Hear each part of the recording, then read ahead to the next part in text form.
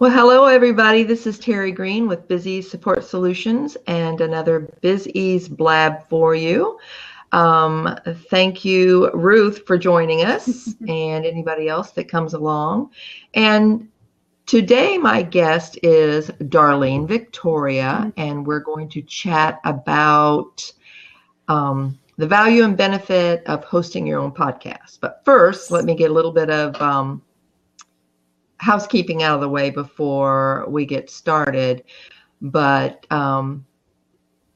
for any trolls, anybody just trying to cause any issues or anything, we're just going to very politely boot you out. Hopefully there won't be any. And if you have any questions, if you want to ask a question and put it in the question box so we see it, just type in /Q and then your question, and we will see it in the question box. So let me introduce Darlene, and I'm going to look away because I'm going to have to read this. So Darlene Victoria is a digital media marketing virtual assistant and podcast producer. She launched her virtual assistant business, Darlene Victoria Digital Media Marketing Support, previously D Victoria Virtual Assistants, in 2008. Her first audio podcast was A Virtual Perception, a podcast that provided business resources and inspiration to the virtual assistant industry.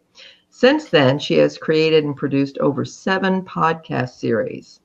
As a digital media virtual assistant, Darlene assists clients with the management of their online content, specializing in podcast support and management, e-newsletter assistance, website maintenance, and social media services. And so I would like you to join me in welcoming Darlene to the BizEase Blab. Welcome, Darlene. Mm-hmm.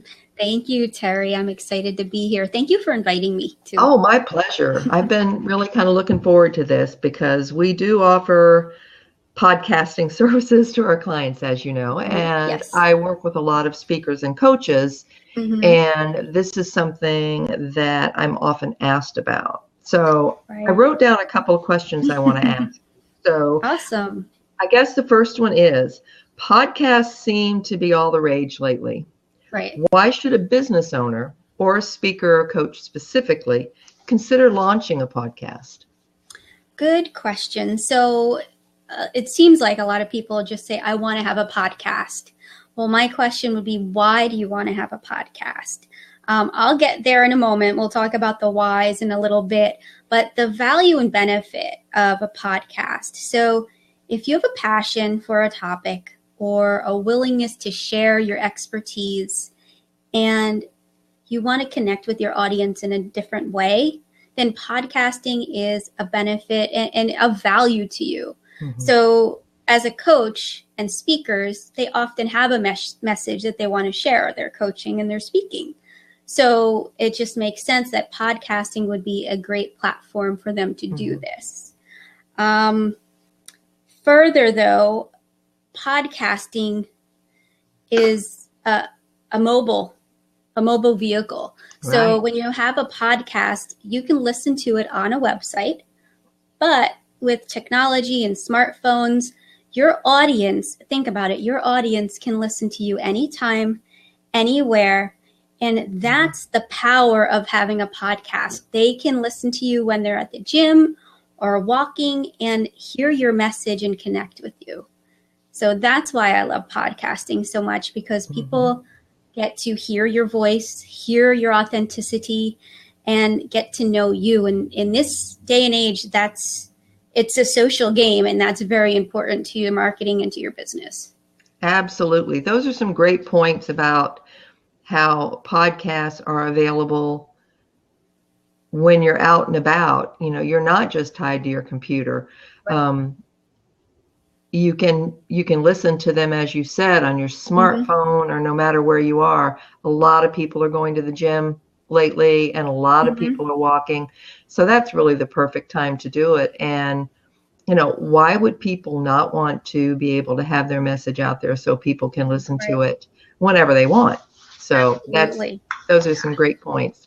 Yeah. And I want to also kind of talk about, being mobile is awesome, but you definitely want your podcast on your website.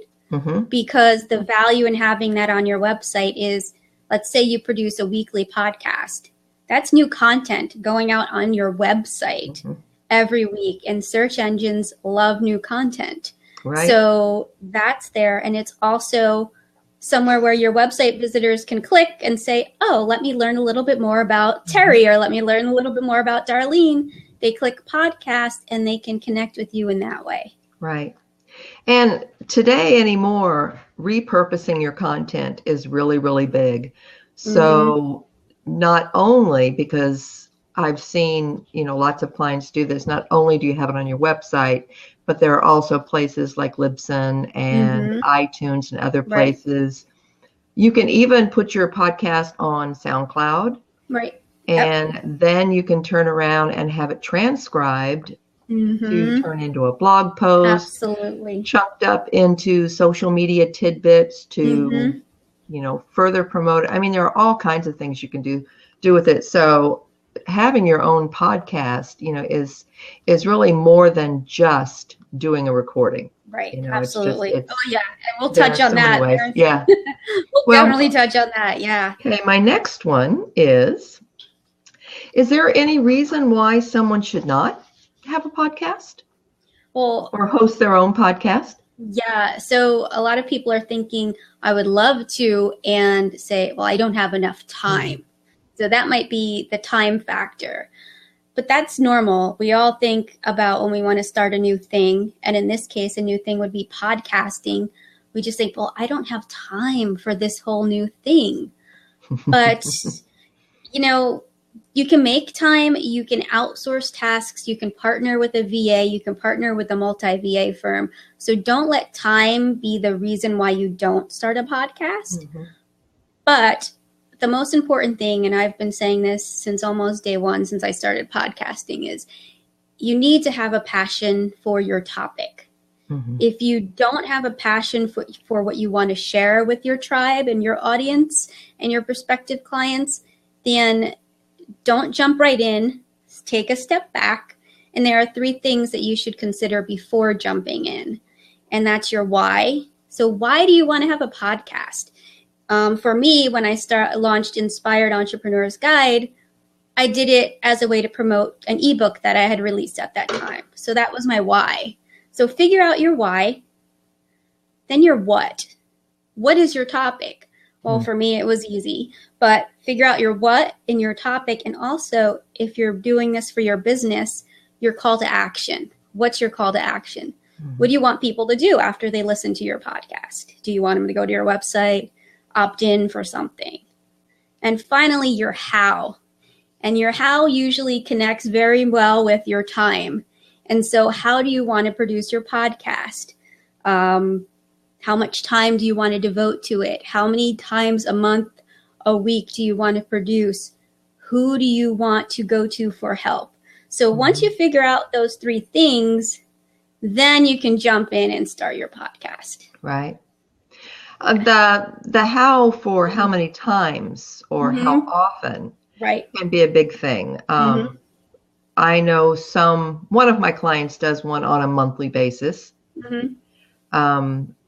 I interviewed Mark Mahaney on my last episode, and he does podcasts for coaches, and he was doing his daily for a while. Every single day he would do a podcast, which I believe he's pulled it back just a little simply because his business is booming and there are so many other things he's doing, but he was doing it every day. So I think the how you're going to do it has a lot to do with how often you're going to do it. Exactly. How often do you do yours? Originally, and that's something that you'll learn too. Like you said, he scaled back. Originally, I was doing twice a month for the Inspired Entrepreneur's Guide. I scaled back to once a month because I launched another podcast series. So right now I'm doing 2 episodes a month, but I'm going to be upping it to 4. So once a week. But it's something you can play around with. And if you do that, the most important thing is to just let your audience know what you're doing. Right. Say, hey, this is why I'm scaling back. Or hey, guess what? You're going to be getting more content from me. Right, right. So just as long as you connect with them, because that's what this is all about, is connecting with them, they'll appreciate it and understand. And there is something about being able to hear someone's voice rather than just reading a blog post. Right. If you can hear them and you can hear their passion, it makes a big difference. Absolutely. So my next question is, you mentioned that time might be a factor. What are some of the tasks that revolve around doing a podcast other than just recording it? Yeah, so there's a lot. So a lot of times when you think of podcasting or when you're thinking about starting, you think, oh, all I have to do is hit record. But if you write a blog post, you know that it's not just writing a blog post. You need to get word out that you have this blog post there. Yes. So I'm going to break this out to two halves. There's tasks that relate to just launching a podcast. Okay. And then there's tasks that relate to ongoing tasks once your podcast is launched. So some examples for launching is strategizing with your podcast consultant on launch, naming your podcast, what kind of artwork you might need, the specs for that artwork, speaking with that consultant to determine what fits your business lifestyle in terms of how many times a month you're going to produce a podcast. And then so many other tasks that go along with launch.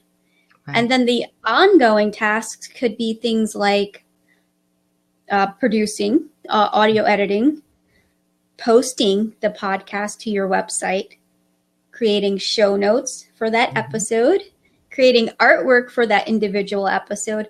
And then the big one that everybody doesn't think about until they're in the thick of it is promoting their podcast. So that means on social media, on their website, on, in so many different unique ways. So those are just some of the tasks included. And I can go on and on, but that's just kind of skimming the surface. Well, I know promoting your podcast is really, really important. I did a blog post probably either earlier this year or toward the end of last year about if you build it, they will come. Right. And I was primarily talking about websites and blogs and things like that. But the answer is no, they won't come if you don't tell them about it. So when you build it, when you launch your podcast, if you don't tell people about it, they don't know. Absolutely. I mean, everybody is not just sitting there waiting for you to put something on your website or on your blog and, you get this really great article up there or this really great podcast and think everybody's going to flock to it. Well, no, they're not if you don't tell them about it. So that is really, really important. And that also takes a lot of time. So it does. There are quite a few things. Yeah. And I have people that have come to me and said, Darlene, I had a podcast and it just didn't work for me. It didn't work for my business. And I'll say, well, how did you promote it? What were you doing? They're like, oh, I had it on my website and I submitted it to iTunes. And that's not enough. No, it's not. It's not enough. Yeah. No. So how can, getting a little plug in for us, for the BizEase Support Solutions team, how can a multi-VA team or a virtual assistant who specializes in podcasts help? What can they do? What types of things can they do for their clients to help them launch their podcast and then help ensure that it's a success?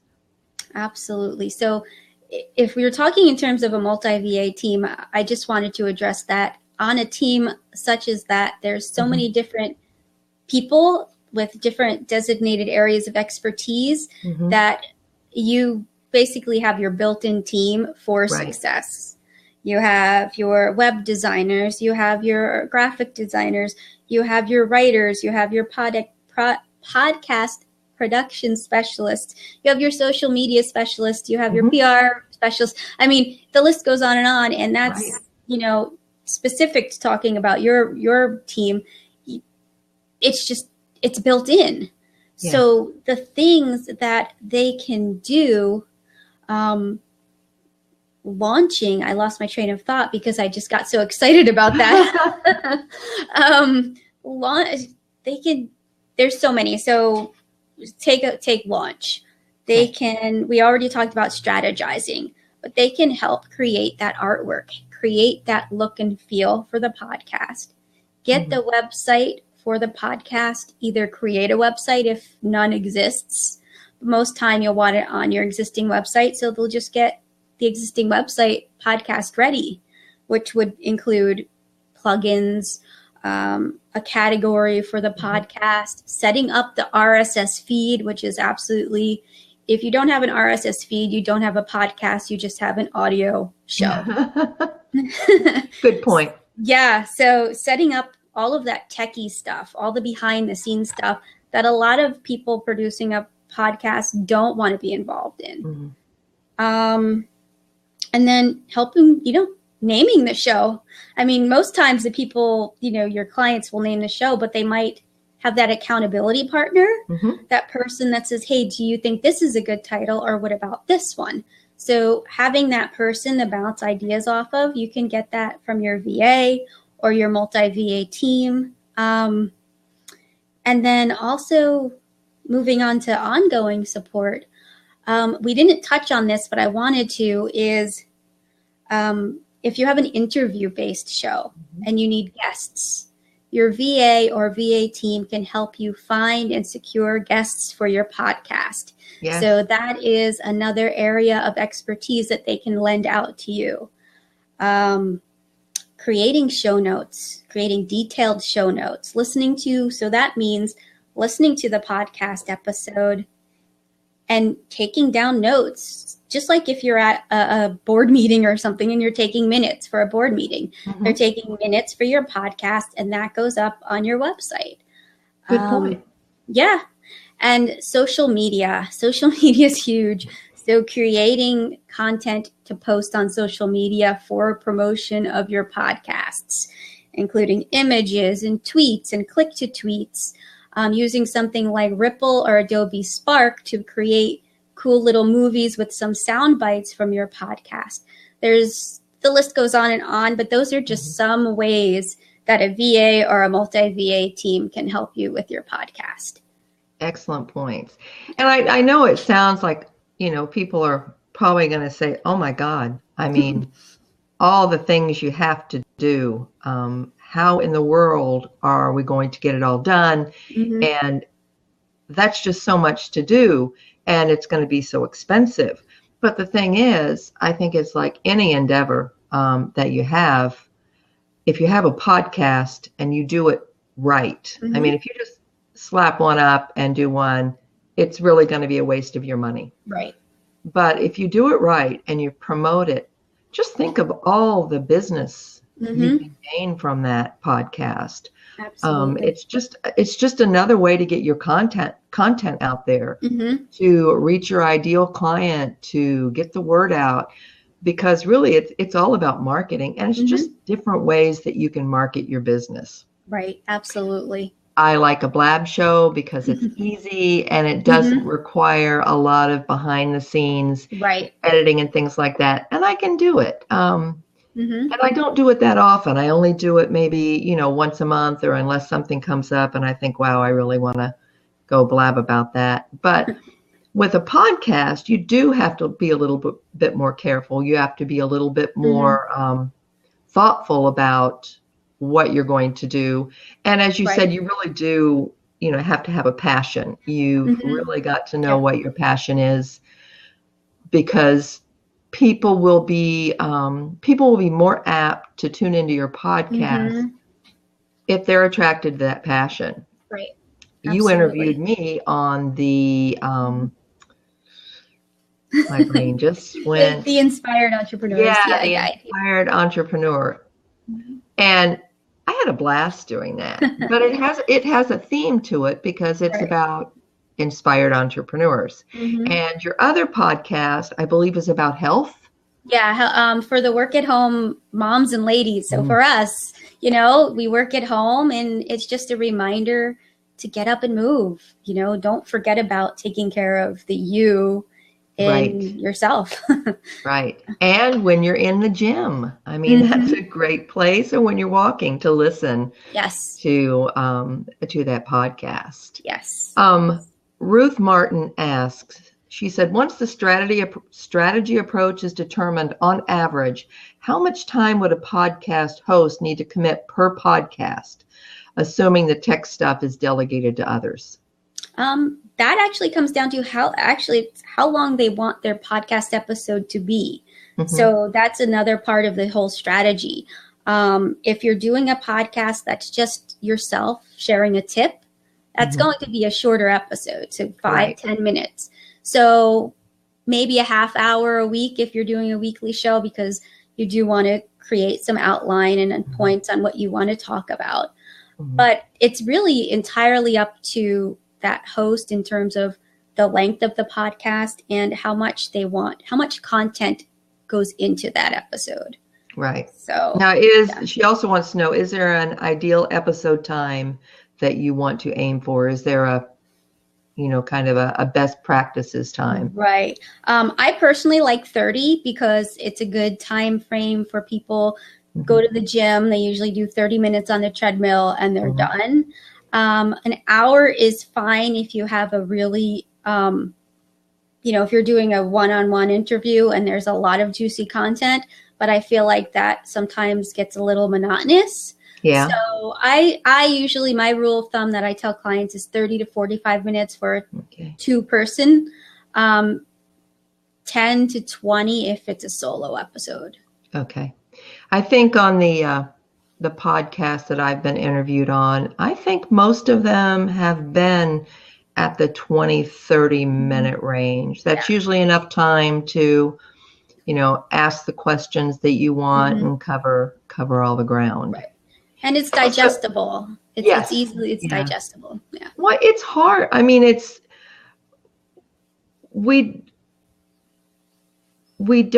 not that we don't have a long attention span, but we have so much going on in our lives, so much going on in our business, that we can't always afford to take an hour, to listen to a topic. And if we do, it's usually something you do in chunks. Exactly. So I think, 20-30 minutes and then time for questions is excellent. Yep. Are there any other tips or pointers that you would want to give people to ensure that they have a very successful podcast?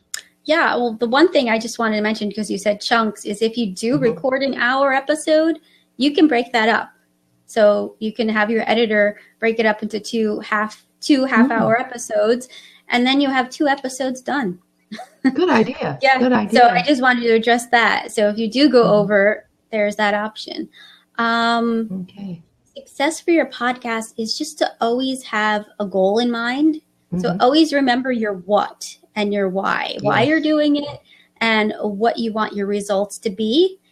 And super important, we did not touch on this, is have a tracking mechanism. So if you have a call to action for a free opt-in, that you can see, so a specific link that you share to your listeners only, then you can track and see if that call to action is working. Is your podcast working for you?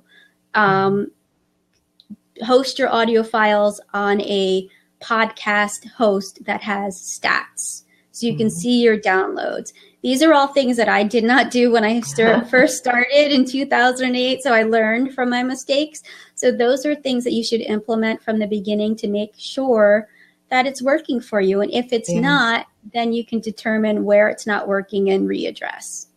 Good points. Good points. Yeah, you really are supposed to have a call to action. And I, even on something like this, and I always forget to do that. I do put my blabs on my blog the following Friday.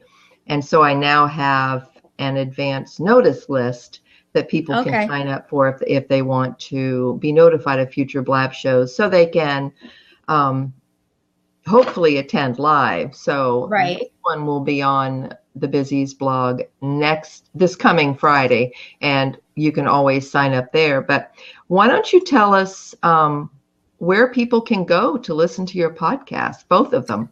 Absolutely. It's very easy. And if you want to type them in the notes in the message where do I put area. that? Oh, okay. Yeah. Yeah, you can just type it in there, and then that way people can just click to the link, because it will also be in the recording for playback. Oh, nice. So just tell us and then type it in.